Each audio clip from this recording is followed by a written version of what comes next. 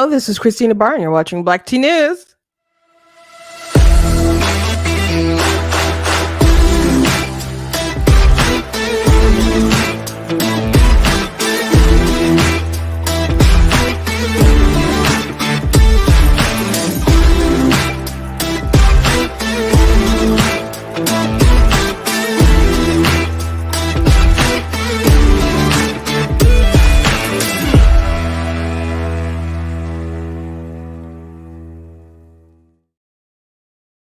Hello, welcome to Black Tea News. I'm your host, Christina Barr, and today we're going to be talking about the January 6th indictment that has dropped. And I gotta just say, off from rip, it's really dumb.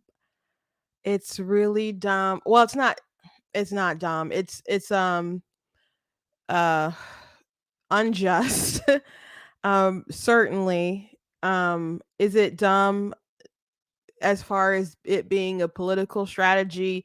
Not in the least. It's very concerning, it's very scary, and it's not leading our country to a good place in the least. Really, because you would think they would charge him with incitement. They didn't. Not that they could really do that, have a good argument for that either. But they didn't, and the things that they charged him with don't make sense as far as what they could prove, or the things that they're using as their evidence don't really stack up against. So it really seems like a very silly indictment that doesn't hold up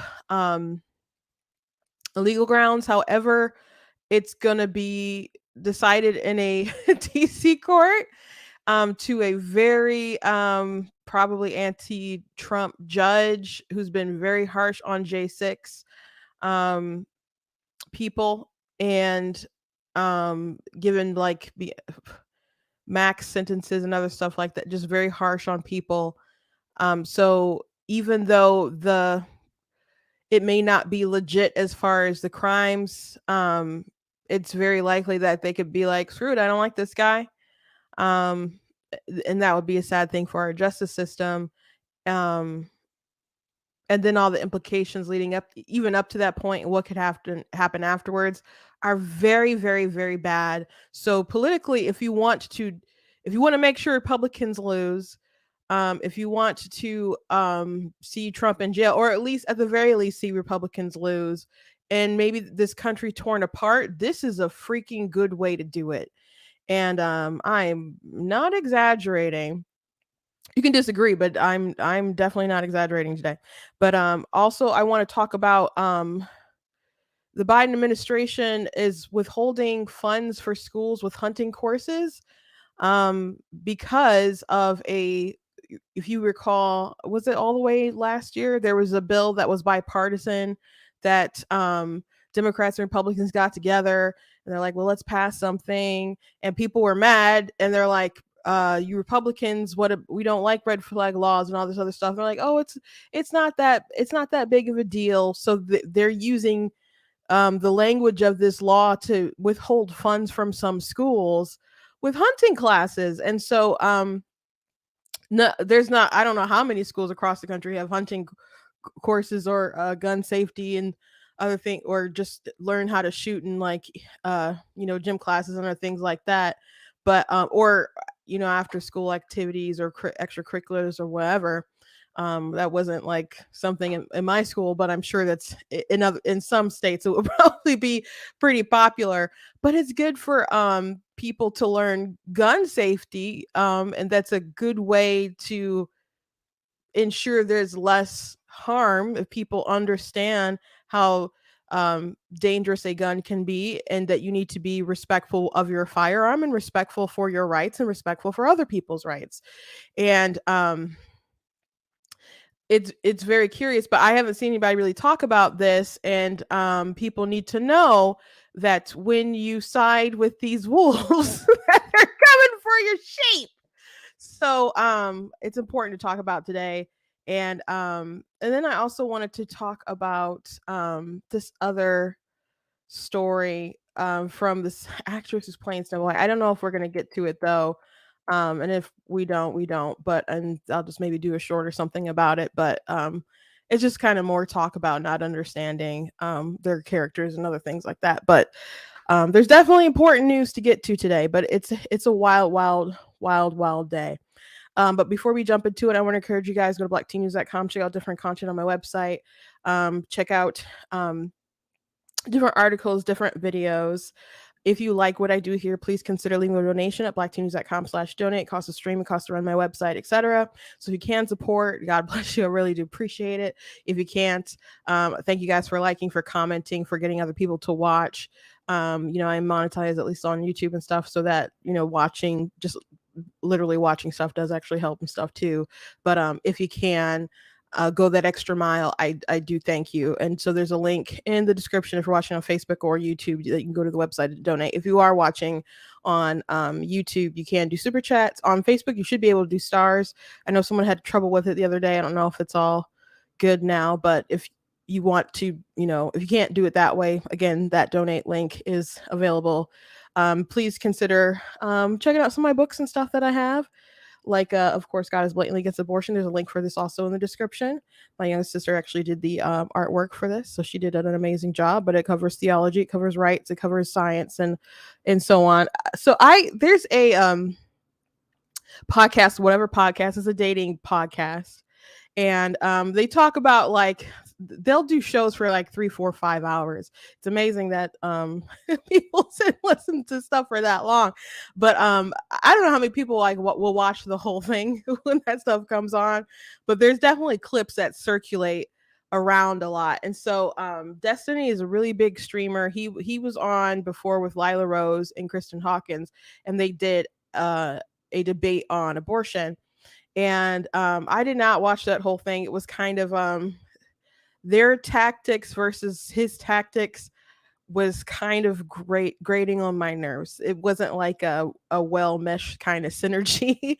I felt like Kristen has to argue with crazy college kids all the time. I kind of felt like she was bringing that same kind of energy, and Destiny's just not that kind of person.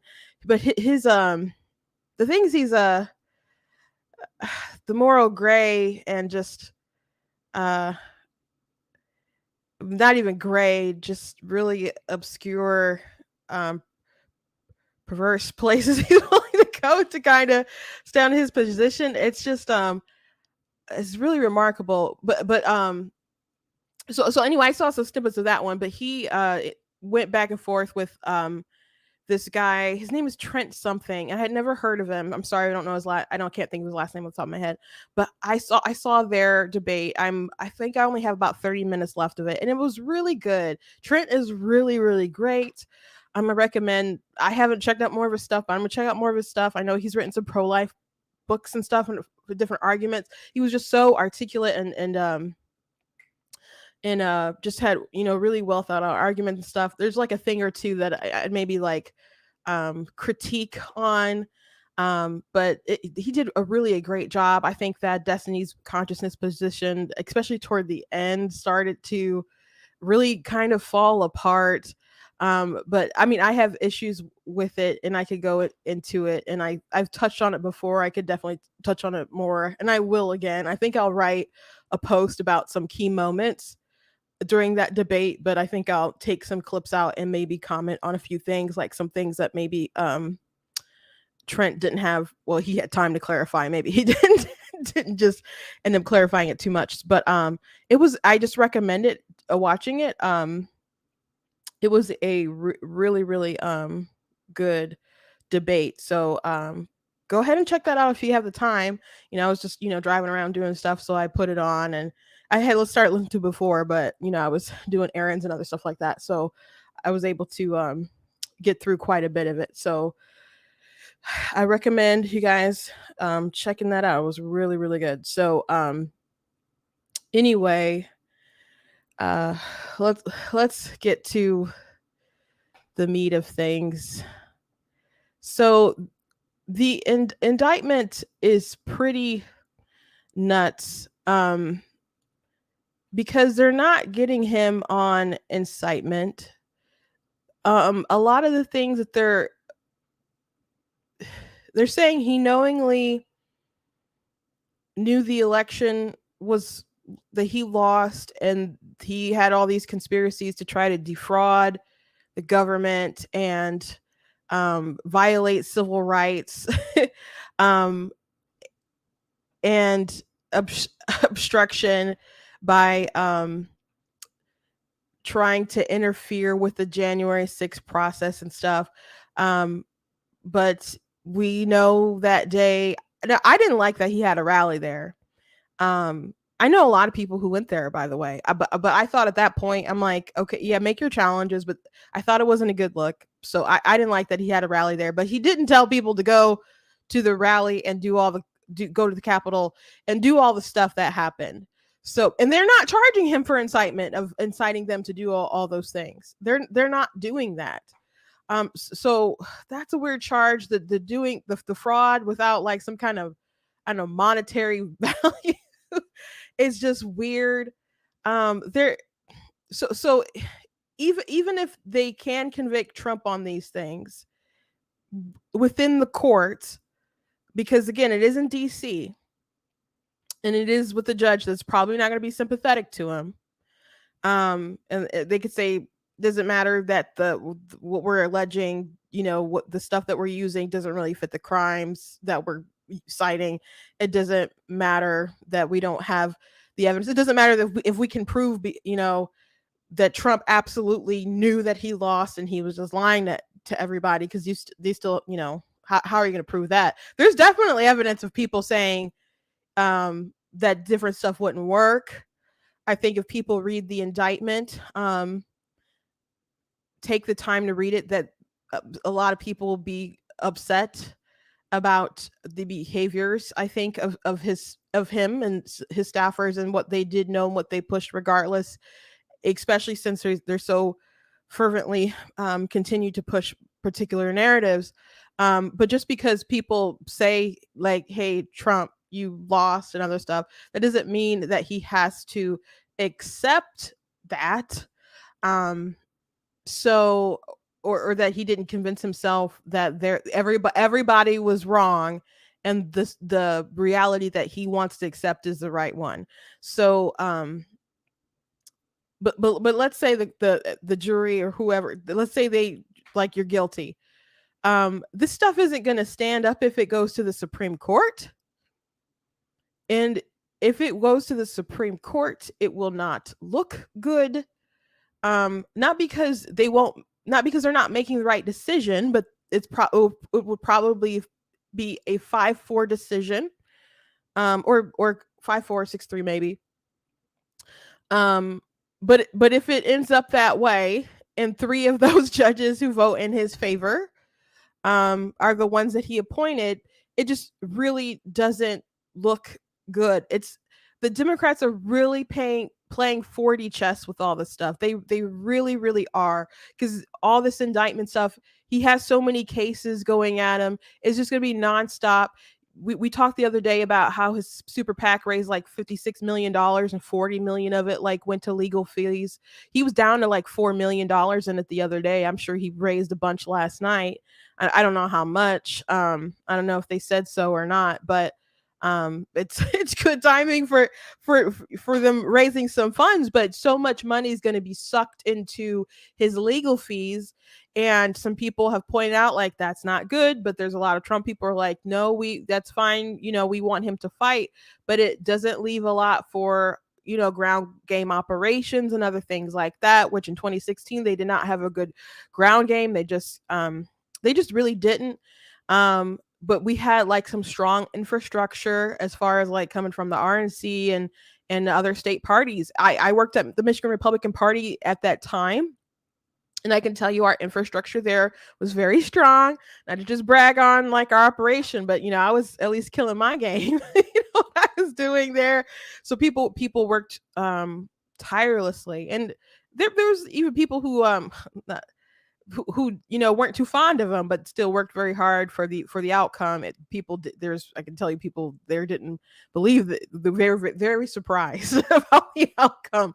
But though the RNC said that they had the data to that he was going to win, but I can tell you it was a shock to a lot of people that night.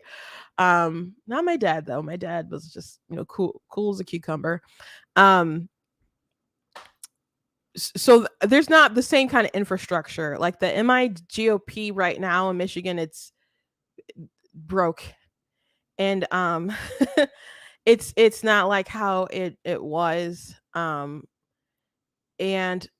there's just not going to be, there's people who have money and resources and stuff who are concerned about running in positions at all for Congress and Senate or different seats, um, because that same infrastructure isn't there. Like, who, Arizona is in a bad light. Is Wisconsin too? Or is that Minnesota? Maybe it's Minnesota that has like no money as well. There's a couple of state parties that are just kaput. So it's gonna be a hard 2024 period. But let's say Trump is sailing to that nomination right now, and if he is the nominee, and so much time, so much money, so much political capital, so much of the news cycle will be surrounding these indictments. That's just how it will be. You knock a door, people are going to ask you about Trump, much like they did, before in 2020, in 2018, 2016. Other candidates would try to make it about themselves, and people would try to make it about Trump. That was a hurdle that people had to like overcome, and this is a much harder hurdle for folks as this stuff just piles on. It's just going to be really, really, really difficult, guys. And I don't mean to like get you down, but it's the Democrats are really playing 4D chess with this. And I saw a commentary on MSNBC, and one of the commentators said that this was the most important indictment of our lifetime. They said it was like up there with Dred Scott as far as cases, like, because this is going to show people who we are as a people, and if we'll let a president get away with this stuff. And I'm like, where are the crimes, sir? Just like his first impeachment we talked about yesterday and the day before, I think that they didn't really have like crimes like especially not to that level of where they impeached him. But this doesn't really have like legitimate crimes and stuff in it that meets to that kind of standard, but they don't care because where the venue is probably going to be. And the strongest indictment that they have is still the Florida case, and that should cause them trouble. But there's always a chance that that jury will be sympathetic to him because it's in Florida. Who knows? But this is a form, I think, of election interference. I think they're definitely plotting this out. I had posted this on Facebook. Let me see if I can find the post. I didn't make this post. I had screenshot a tweet of Greg Price had tweeted this out. He said, June 7th, FBI releases documents Congress alleging the Bidens took 10 million bribe from Burisma. June 6th, Jack Smith indicts Trump in a Mar-a-Lago docs case. Day after. July 26th, Hunter Biden goes to court and rejects sweetheart plea deal after it was revealed DOJ tried to give him a blanket immunity from future prosecutions. July 27th, Jack Smith adds more case. Okay. Back to back. That's weird. Okay.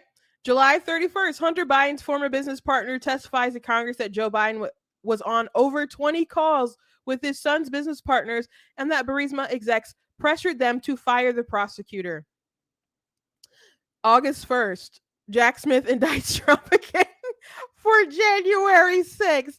So they are really timing these quite well. They're really timing these things quite well. Very, very interesting. And probably not a coincidence. Three times that happened. And they got a lot of indictments. They got to drop sometime, I guess. They got to drop sometime. But it's a little weird. It's always the day after like a Hunter thing. And it's bad enough the media is not really covering the Hunter Biden stuff well in the first place, but then they just come up with more indictments and stuff. And I'm not trying to like diminish some of the stuff that's in there. We can go deeper into some of those things, but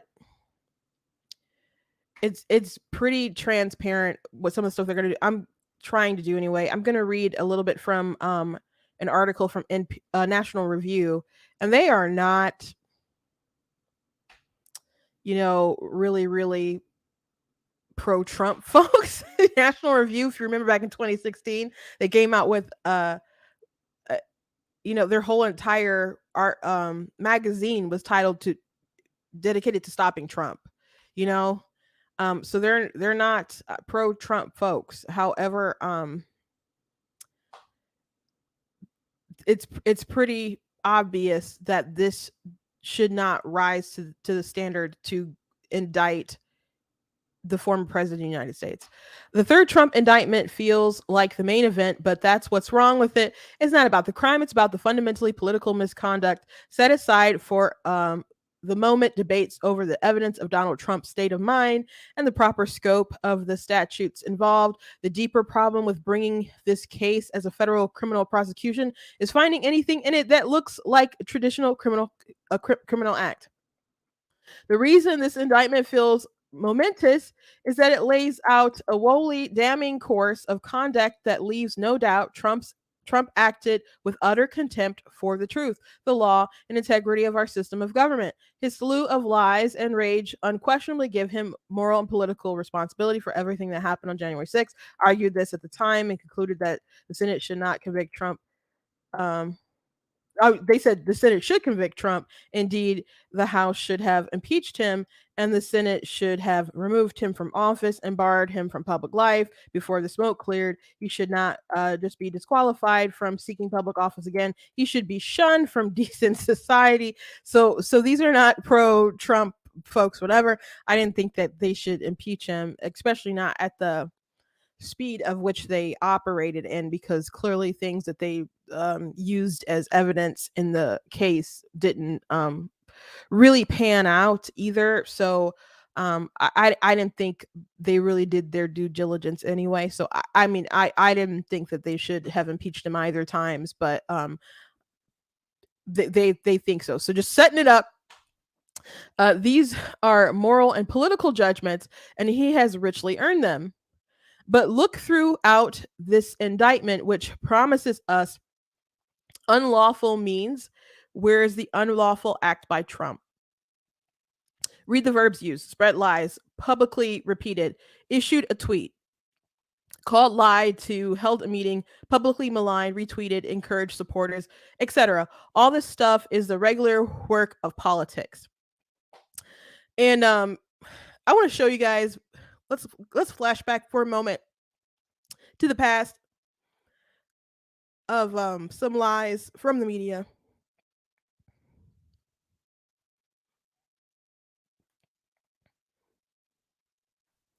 All you have right now is a circumstantial case.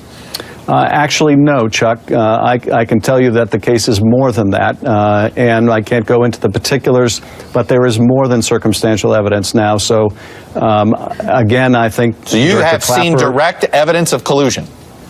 I don't want to go into specifics, but I will say that there is evidence that is not circumstantial and is very much worthy of investigation. So, there has been a report from CNN that Wednesday night that the FBI was looking into collusion with the Russians and the Trump campaign in terms of spreading information about Hillary Clinton's campaign. Do you have any information to back that up?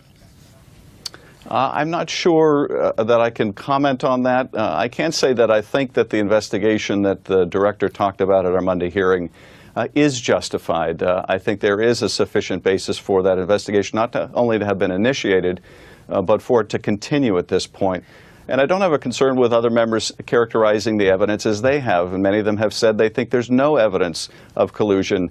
My disagreement with those members is I don't think that's accurate, and I feel an obligation to say so. So they can call it a fishing expedition, they can call it a witch hunt, it's all an aligned message with the White House, but nonetheless, real evidence is coming forward that just can't be ignored. So we do know a lot more. I think the claims that there was no evidence of collusion have long since fallen away. The question now is, what is the quantum of proof here? That Christopher Steele may have found out, even before our own intelligence agencies, that the Russians were in fact aiming to help Donald Trump in the election. That has now been borne out by ample evidence. I think you see the most palpable evidence of a collusion in terms of violating the Logan Act. Look, I don't think you can seriously argue that the Russians weren't trying to help Trump and hurt Clinton, as well as sow discord in the United States. The evidence is quite overwhelming on this. It was the early conclusion of the intelligence community, but that's only been furthered by all of the evidence we've seen in our investigation. And put out a statement and a report basically saying that they found no evidence of collusion between the Trump team and the Russian government. Have Democrats found any evidence of collusion? Yes, we have. Can you agree that there has been no evidence of collusion, coordination, or conspiracy that has been presented thus far between the Trump campaign and Russia? No, I don't agree with that at all. I think there's plenty of evidence of collusion or conspiracy in plain sight. That it is very possible that the best evidence is yet to come. But look, you can see evidence in plain sight on the issue of collusion. George, there's ample evidence of collusion of the campaign, and it's... The Senate Intel Chairman also said at this point, no evidence of collusion at this point. Have you seen, do you have direct evidence of collusion with Russia? Well, I think there is direct evidence. While there's abundant evidence of collusion, but as I've said along, there's plenty of evidence of collusion. And you've said on this show and others that there is direct evidence of collusion. Were you wrong about that now that you've seen the summary of the Special Counsel's report? No, because I was saying no collusion. Well, what's your evidence? You've been saying that on TV yes, for years. Well, I will tell you, and I've also been saying, as you know, that the evidence is in plain sight. So, if Trump is somehow defrauding the government because of different things that he said that they feel are untrue, Adam Schiff isn't the only example I got. Definitely not. If they're somehow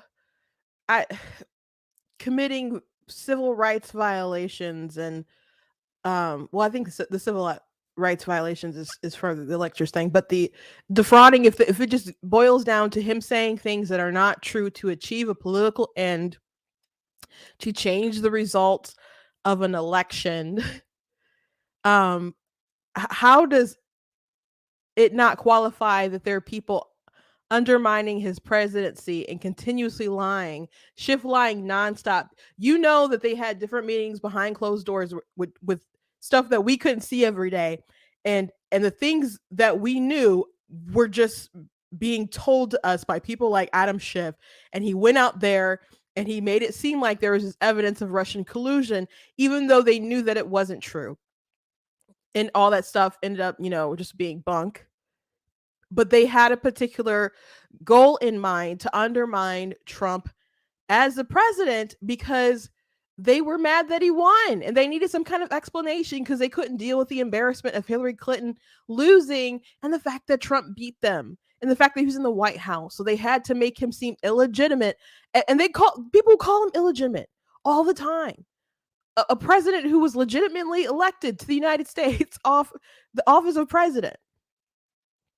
And that's not the only shenanigans. So just keep that in mind as we talk about this stuff. Anyway, where's the unlawful act by Trump? Read the verbs used: spread lies, publicly repeated, issued a tweet, called, lied to, held a meeting, publicly maligned, retweeted, encouraged supporters, etc. All this stuff is a regular work of politics. The law, of course, can properly criminalize things done through politics and through public and private speech. But the fact that the entire indictment consists of such things is an immediate red flag that we're on dangerous ground in a constitutional terms under the First Amendment. In criminal terms, given the absence of any specific illegal act and the sort of sober judgment that ought to inform such grave step as indicting a former president of the United States who is presently running a serious campaign to regain an office. And so I'm going to skip a little bit ahead, but he does cite something that's in a paragraph 30 of the indictment, and it's something about that that would maybe it's the closest thing to a crime, but it would be like a misfiling of a making a false court document or false court filing, but they don't even charge that. That's not the route that they go. Most of the rest of the indictment concerns lies about the election, over aggressive or implausible legal theories and political pressure. Vile as all this stuff is, it's the stuff of politics, not crime. Smith tries to hold Trump responsible for the conduct of the 6 unnamed co-conspirators by charging a conspiracy, but the indictment's allegations of their conduct is not much different. The Eastman memos may be dreadfully bad law, but if we're now indicting people for dreadfully bad law, that's the deployed to abuse of power or to mutilate the Constitution. Joe Biden and half of his cabinet are going to jail too. It used to be understood that some efforts to abuse the truth, the courts, and the political process were at most matters for the civil law or for political judgment. The Justice Department has now opened a Pandora's box that will be hard to close. Smith has 2 specific gambits that suffer from particular legal defects.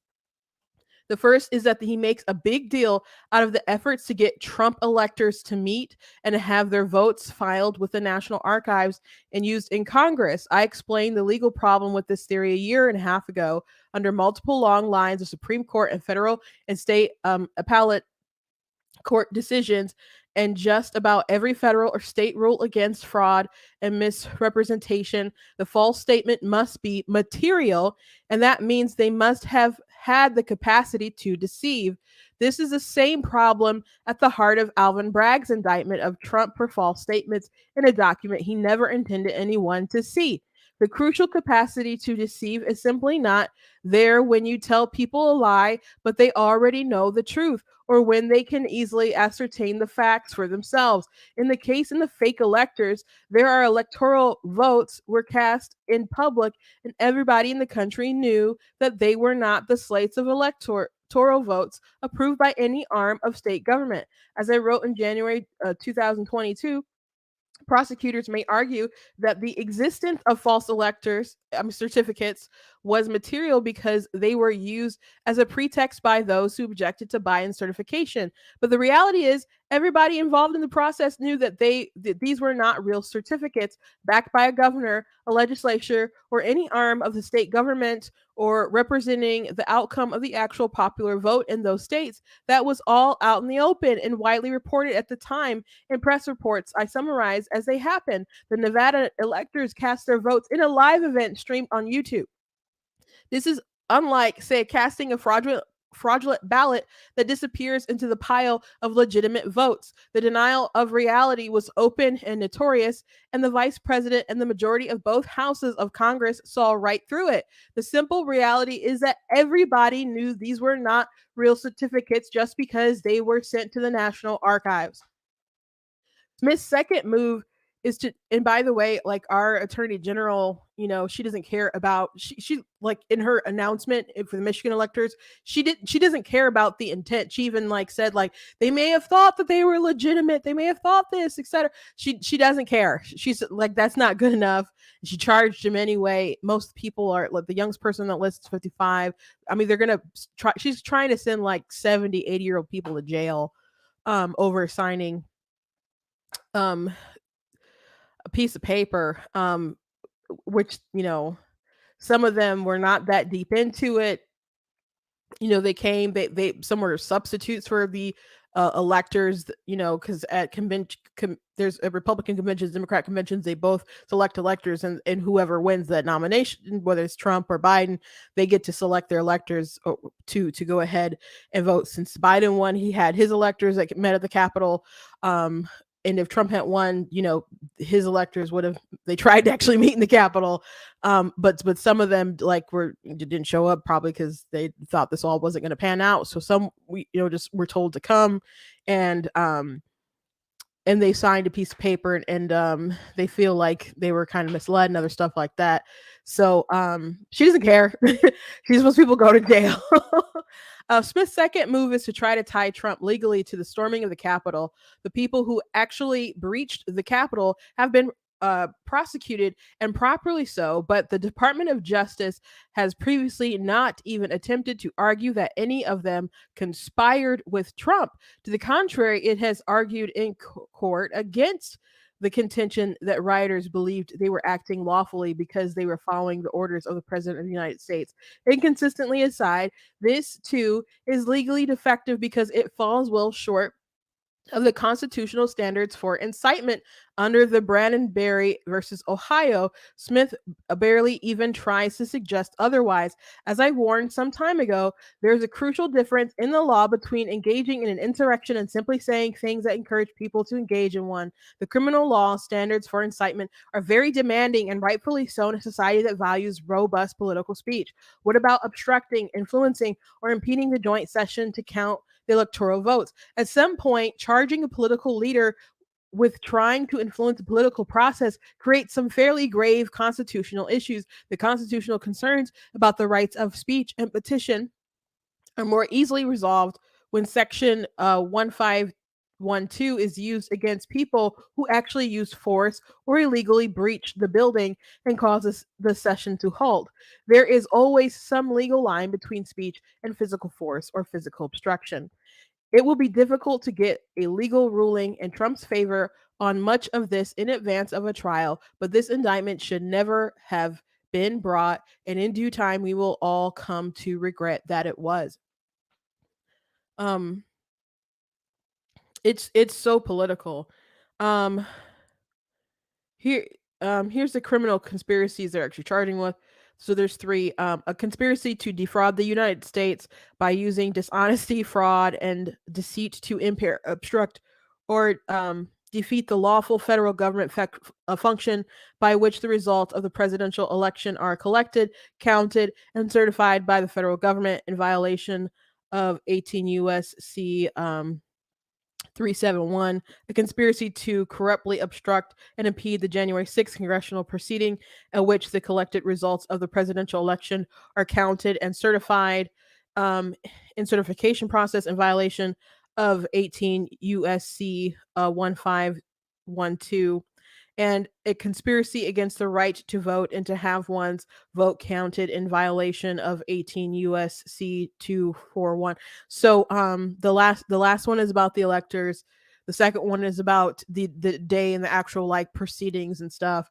And the first one is just about different things leading up to the election. But these laws that they're trying to use are misapplied. Here's the manner and the means. Defendant conspiracy to impair, obstruct, and defeat the federal government function through dishonesty, fraud, and deceit include the following manner and means. Probably won't read all this, but the defendant and co-conspirators use knowingly false claims of election fraud to get the state legislators and election officials to subvert the legitimate election results and change electoral votes for the defendant's opponent, Joseph R. Biden, to electoral votes for the defendant. That is on pretext of basis of fraud claims. The defendant pushed officials in certain states to ignore the popular vote, disenfranchise millions of voters, dismiss legitimate electors, and ultimately cause the ascertainment of and voting by illegitimate electors in favor of the defendant. And so you can disagree with their different political strategies and stuff, And you'd have to really prove that Trump did believe that he had failed, and there's definitely evidence that he should have known, or people were telling him within his circle. But if you're saying that saying things that are untrue in politics is is how you defraud the government, there's just a lot of people that should be going down for stuff, like all the officials that said that the Hunter Biden, Biden laptop was Russian disinformation. Basically as the October surprise. I don't know if it was quite October. Was it October or was it August? But there's a saying, October surprise, like you're running for, doing elections, and you drop something in October that will like shake the foundations of the election. So you wait to drop it just so it's fresh in everybody's minds and stuff. They got together and tried to discredit the laptop, even though Biden and them knew that it was true. The FBI had it. They did that to change the results of the election. But they're speaking of electors and people trying to change the votes of the electors. I was almost an elector in 2016 through my own kind of undoing. Ended up being like just shy of the votes or whatever. But I know quite a few people who were, I guess pretty much all the electors I pretty much knew that year. And I know that they were bombarded with all these letters. A friend of mine who was threatened. And in the hindsight, it's probably good that I wasn't an elector, because I think it probably would have concerned my family to get all those kinds of letters and people begging and threatening and all that kind of stuff for you to change the outcomes of the election.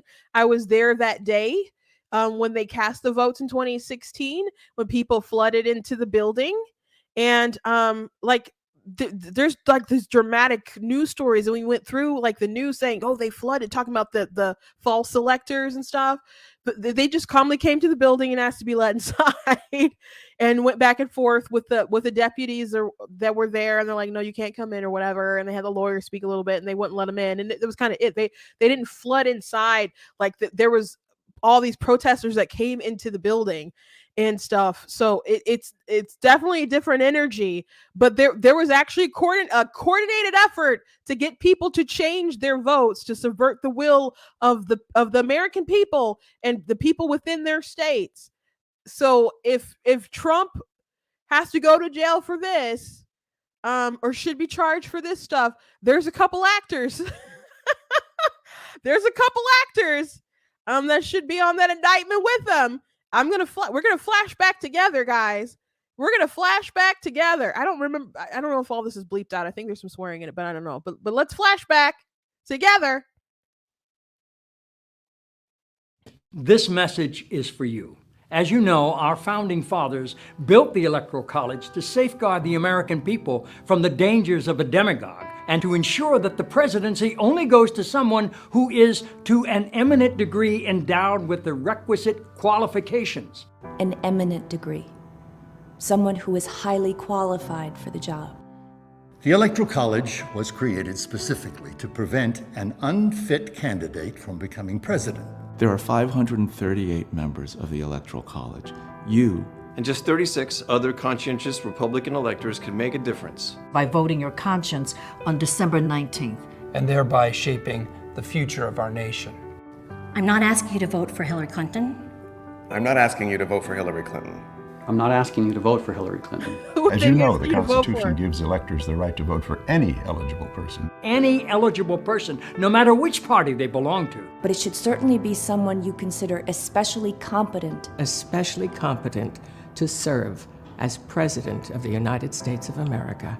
By voting your conscience, you and other brave Republican electors can give the House of Representatives the option to select. I'm gonna put, he's I'm sure I've made a scene on a couple things, but he's on The Good Doctor, which I stopped watching some time ago. But his character is kind of lib too. So, some people are like, oh, these are all B actors or C actors or whatever. I do recognize like most of them anyway. a qualified candidate for the presidency. I stand with you. I stand with you. I stand with you. I stand with you in support and solidarity with conservatives, independents, and liberals. And all citizens of the United States. The American people trust that your voice speaks for us all. And that you will make yourself heard through the constitutional responsibility granted to you by Alexander Hamilton himself. What is evident is that Donald Trump lacks more than the qualifications to be president. He lacks the necessary stability. And clearly the respect for the Constitution of our great nation.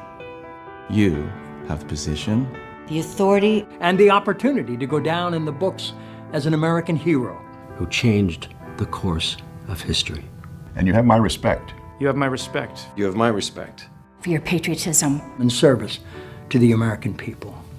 Unite for America. Oh, you know what? She was the other. I didn't know who she was back when. I think that's Jerry from. Gosh, what's it called? The blonde actress. Well, anyway. You have my respect. You have my respect. Succession. But anyway, so I guess now I know everybody who's in here because I didn't have 2016. I was like, who are some of these people? Yeah, so they tried to get people to change the results of the election. They didn't want. They thought so. The civil rights violation, which should really applies to was back in the day, they didn't want white people to throw out black people's ballots because they were racist and stuff, not making electors. This isn't the proper use of it. But if they're arguing that people trying to obstruct people from getting their actual votes counted and subverting them by using the Electoral College and the elector votes and except that was a real plot. That was a real plot. And it was really annoying. It was really annoying. I'm sure if you guys watched it just online and people writing and people talking about it, people begging and these actors and these commercials and stuff that they put out. But people, I know people, electors that they mailed and they're like, mail these electors, so tell them this and bother them and what, it was just exhausting. Now, some people thought it was funny. One time, I heard that some of the electors brought their letters and they did dramatic readings of some of their letters. I'm like, that's pretty hilarious. But and people were crying and other, begging. But I was there that day again when they tried to stop the electors from casting their votes, and I thought that was so disrespectful. I really did. I'm like, I'm in because they're singing "We Shall Overcome" and chanting about, no fascist, racist, KKK, USA, blah blah blah. I'm just like, I didn't see any people of color out there begging. There's people. It was way more diverse inside the room of the people who worked to get him elected, and I'm like, this is what the people of Michigan voted for, and this is what they wanted. This is what I worked hard for. And now you're claiming to be for black people, but you want to just undermine what I worked for. So I hated it. And thought those people were pretty, despicable for what they were asking, and to have such moral vigor, and thought, they were basically saving democracy by asking you to throw out the popular vote of Michigan. And then since then, there's been states that have voted that their popular vote will basically be forfeit, and it'll be whatever the popular vote is of the rest of the country. And by the way, that's a George Soros plot. There's I forget the name of the group, but I did cover it some time ago. One of the former chairs of the Michigan Republican Party actually is with the group, and Laura Ingraham had an interview with them. Saul Anuzi, I don't know how you say last name, but she was like, we're friends, Saul, but this doesn't make any sense. But they're trying to get people to do the same thing. And their argument is that if people have to compete for every vote rather than having to go to like some swing state or something. And which to me it sounds like it's going to achieve the political goal of the people who are funding it, the Soroses, but more money into politics because they don't want people to spend money in these swing states. They want people to spend money in these huge media markets so they can get to more people and try to change their vote. That'll take a long time, very long time, if it's even possible in some of these big media hubs, but you'll definitely have to spend more money. So they're not slick. So anyway, there's a lot of lies that have been told for political gain. So this is all pretty much madness. And it's not going to lead down a good road. There's lots of commentary about this. Marco Rubio had a good tweet. Let me go to it real quick. Read it to you guys. I mean, essentially it was like, we're just gonna throw out the Constitution now. But he said, apparently it is now a crime to make statements challenging election results if the prosecutor decides those statements aren't true. So when should we expect indictments of the Democrat politicians who falsely claim Russia hacked the 2016 election? It doesn't make any sense. This is really an attack on the First Amendment. You can be upset at the things that you read in the indictment and feel that Trump is not worthy of being reelected. And they could have just been like, there's nothing here to indict. We don't have anything on the crime, and just still released like their findings and hope that people read it if their goal was just to have someone who doesn't meet the standard that they feel is appropriate to be the president again or whatever. I guess it's really not their shouldn't really be their goal if they're just political actor, if they're supposed to be looking for justice and not politics or whatever. But I mean, let's just say that's what they found, and they're just releasing all evidence. But they're like, kind of like Comey did, though they should have recommended prosecution for Hillary Clinton, but he laid out a big list of all the things that she did wrong. And then he was like, well, we're not going to indict, which is pretty crazy. But they could have laid out all the stuff that they, about Trump's lawyers and advisors and people saying like, oh, that didn't work out, or this elector thing is stupid. And they could have laid all that out, and people would have been like, oh my gosh, and I don't know if he should be reelected. They could have done that. That's not what they did. They went this extra step, and they're undermining our Justice Department. And to me, it also undermines their judgment and touches on the legitimacy of this other case that they brought in Florida, which people feel is far stronger. And Trump will have legally some issues with that stuff. But I'm like, if you're willing to reach this far for this end, because they probably feel like, well, that stuff maybe is legitimate, but we know that we can get him in DC, even if these crimes aren't legit.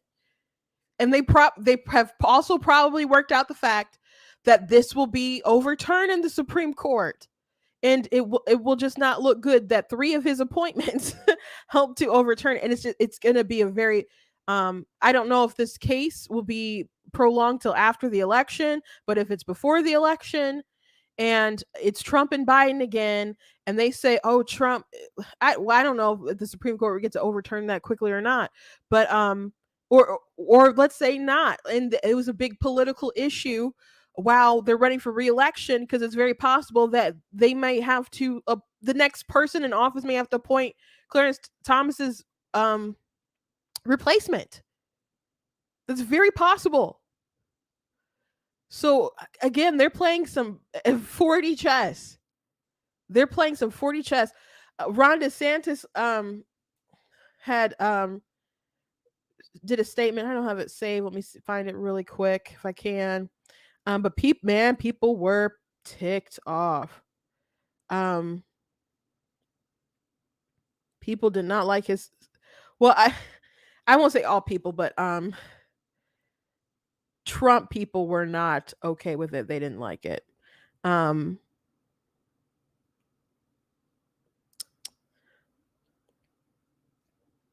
He said, as president, I will end the weaponization of government, replace the FBI director, and ensure a single standard of justice for all Americans, which is a good thing, which is what's needed. While I've seen the reports, I have not read the indictment. I do, though, believe we need to enact reforms so that Americans have the right to remove cases from Washington, D.C. to their home districts. You know, that's a good solution, too. Washington, D.C. is a swamp. I don't know how I feel. I mean, this was pretty like soon, I think, after like what time would, I don't know what time this was, 5:51. So he probably didn't have time to read the indictment at that point. So announcing that he hasn't read it, I mean, just being honest there, I guess. I don't love it meaning that he shouldn't read something, but I guess it's just an honest thing. Washington, D.C. is a swamp, and it is unfair to have to stand trial before a jury that is reflective of the swamp mentality. True, one of the reasons our country is in decline is the politicization of the rule of law. No more excuses. I will end the weaponization of the federal government. Mike Cernovich said, well, I have seen the reports. I have not read the indictment. Come on, man. This is soulless legalese. Take a bleeping stand and have some passion. People were not happy with they felt it was too soft, I guess. I like his solutions, but they wanted him to come out strong, like, oh, this is an attack on Trump, blah blah blah. And this is a very serious thing. It is a big, it could have really big repercussions of free speech, political speech. I would assume that we would that the opponents here who are waging the war would believe that it's just always going to be one-sided, maybe, and that everyone else will be kind of too above board to do something like as gross as what they're doing. But it really does open a can of worms, and it's that, and it would obviously get overturned by the Supreme Court. But I think, again, that's what they're hoping for. Not hoping for, preparing for, that will work out well in their favor, because they'll just like, oh, this rogue Trump court again. If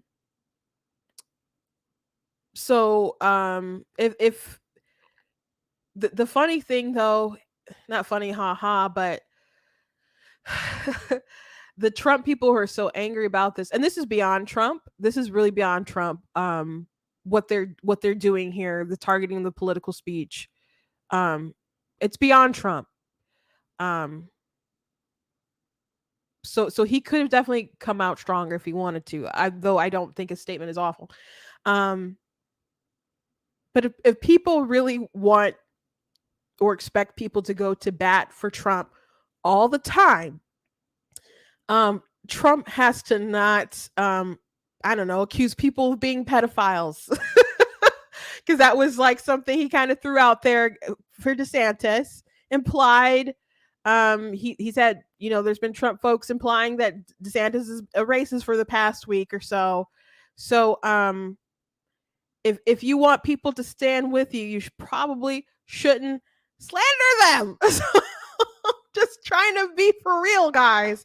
But again, this really does go beyond Trump, and it's a really a huge issue for our country going forward. And if I was Biden,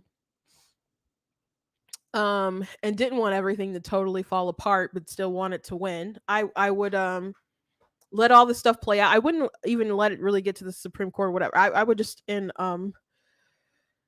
I would pardon him. I've said this a couple times that I think that would be a good move for him, because it takes a little wind out of Trump's sails. It makes him look like the better person, and he could still be like, we still need to save the soul of America. He could still make that pitch, and I think he put himself in a pretty decent position and the media would just fawn over it and stuff. I think that would be a really good thing for him to do.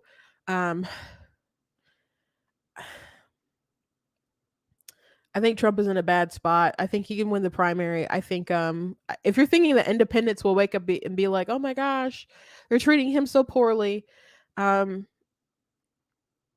based on other indictments and like the Bragg one, which was clearly this one's clearly political. But the Bragg one, I think most people are like, this is a reach, even people on the left. But independents were like, yeah, it's politically targeted, but I still kind of don't care. Because that's how much they don't like him. So I don't I just don't know where Trump's going to find those new voters if he's a nominee. And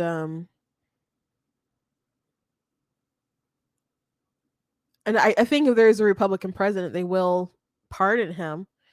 Because he still has other indictments that are an issue. Well, one indictment that could be an issue. For the sake of actually winning, or the best shot, it might be for him to just kind of pull away and focus on his legal stuff. But I don't think anyone will expect him to do that. And a lot of people wouldn't like for him to do that. But I definitely don't think that he would do that. But it's a mess, guys. If someone's got a better solution, you can let me know. It's a mess. But Biden's weaponization of the Justice Department, which isn't new. In the Obama era, they weaponized, his departments too, like the IRS and stuff. It's not new.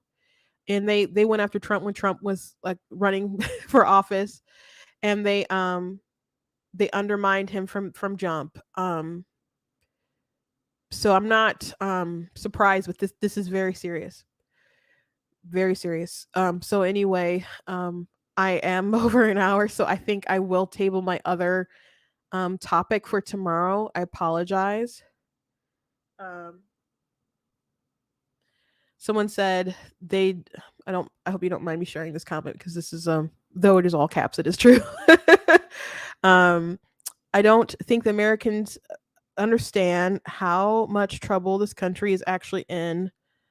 Communism is here. The country's in trouble. And if the left will talk about norms, or Biden will talk about norms and restoring norms, and they elected him to be the person who restored norms. This isn't the route you go if you want to restore norms. But we know he wanted Trump to be investigated, and that he's like, you shouldn't be looking at me, you should be looking at Trump. We watched that video yesterday, right, when he was on the campaign trail, and they've definitely looked into him, and this is not above board. And every kind of which way it looks bad. I know there's people optimistic, like, we're gonna beat this stuff, and we're gonna beat it in the courts, and Trump's gonna be the nominee, and Trump's gonna win. I don't share your sense of optimism. I wish I could, because I don't think any can stop him. In the primary anyway. Unless he decided to be the martyr, still fight his cases and stuff, and kind of just step away, so there's not that heat on everybody else. It'll still suck up. There's nothing you can do to stop him from sucking up even if he stepped away and wasn't running for president, and just dropped out the race, it's still going to suck up a lot of media up into the election regardless. So there's not much you can do on that front. 40 chess, guys, but Biden isn't doing any of this, running his the office to be some kind of person who restores order and peace, to the galaxy, unless it's like that scene from Star Wars when Anakin's like, I have restored peace in order to my new empire. It was like, your new empire? That's kind of what it's like, just to, craze. But anyway, thank you guys for joining me today. I hope you guys enjoyed the show. Please go to blackteennews.com, check out different content on the website, different articles, different videos, etc. Please check out different merch that we have at the store. Like this cool "The Constitution is a Glorious Liberty" document. Though these folks are kind of trying to shred it.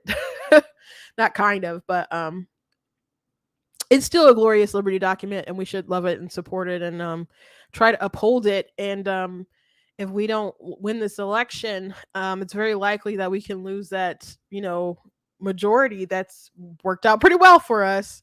There's been some really historic decisions that would not be if we had not won in 2016, but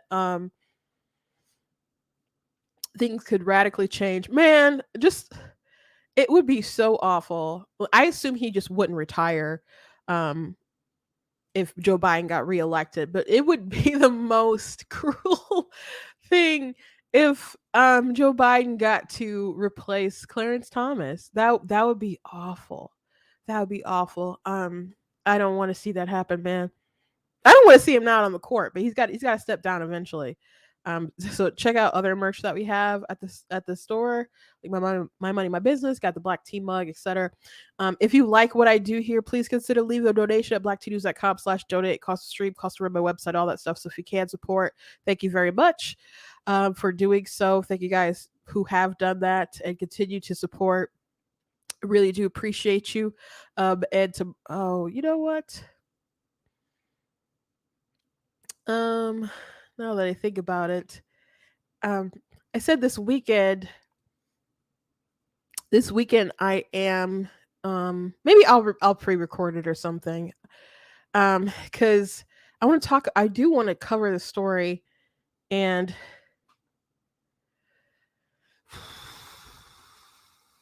I don't have the time. It's an important story though.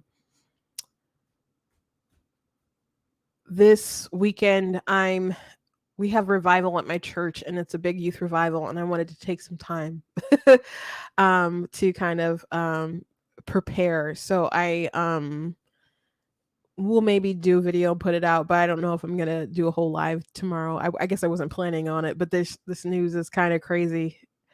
I guess I'll let it be a surprise. I'll announce it if I am or if I'm not tomorrow. I'm sorry, guys. But the Fox News did write about it. Here's the article is by an admin, confirms it's withholding key funds for schools with hunting courses. So they're withholding funds from different schools because of the bipartisan gun legislation that they signed not too long ago. I guess maybe was it all the way last year? It might have been last year, I guess, but it was the Bipartisan Safer Communities Act, which Congress passed and President Biden signed last year after a string of mass shootings. So the agency's interpretation means funding for shooting sport activities earmarked under the Elementary and Secondary Education Act of 1965 will be blocked across the country. So because of that law, they're blocking different funding for schools. And the Republicans just swore up and down like, oh, it's fine, it's not going to do much. And maybe they didn't foresee this. And who knows, maybe they weren't planning on doing this at the time, the Democrats, but there was no reason to give Biden that win. And I talked about the time, I'm like, it was just stupid. Not only are you infringing on the rights of law-abiding citizens, but you're also handing Biden a legislative victory for no reason. So it didn't make any sense politically, other than, you want to pat yourself on the back a little bit after these, mass shootings and stuff. But by the way, there was a story the other day about a school, someone who tried to come into a school, but the school was like hardened with different, safety measures and stuff, and that person didn't end up hurting those kids and stuff.